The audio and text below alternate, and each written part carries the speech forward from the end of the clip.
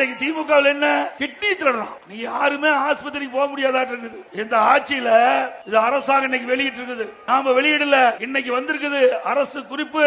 இன்றைக்கு நாமக்கல் மாவட்டத்தில் கிட்னி திருடி இருக்காங்க.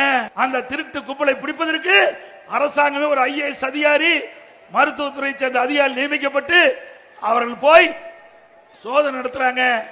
யாரு அதுல சம்பந்தப்பட்டிருக்காங்கன்னா திமுக கட்சிக்கு சொந்தமான தனலட்சுமி சீனிவாசன் மருத்துவமனை, பெரம்பலூர் மற்றும் தார் மருத்துவமனை திருச்சி ஆகிய மருத்துவமனைக்கு மனித உறுப்பு மாற்று அறுவை சிகிச்சை சட்டம் 1994 பிரிவு 16 உட்பிரிவு 2 படி சிறுநீரக மாற்று அறுவை சிகிச்சை மேற்கொள்ள வழங்கப்பட்ட உரிமை பொதுமக்கள் நலன் கருதி தற்காலிகமாக நிறுத்தி வைக்கப்பட்டது. மருத்துவ மற்றும் ஊரக நலப்பணி இயக்குநர் அவர்களால் ஆணை வழங்கப்பட்டு அந்த மருத்துவமனை யாருக்கு சொந்தம்னா மணச்சநல்லூர் திமுக MLA கதிரவன் அவருடைய மருத்துவமனைங்க. ஏங்க இவரெல்லாம் நம்பி ஓட்டு போட்டு ஜெயிக்க வச்சா உடல் இருக்கிறதெல்லாம் பாட்டு பாட்டா கட் பண்ணி எடுத்துட்டு போயிருவாங்க. திமுக அரசாங்கம் கொடுக்கப்பட்ட அறிக்கை நாம சொல்லல. இப்படிப்பட்ட ஆட்சி தேவையா?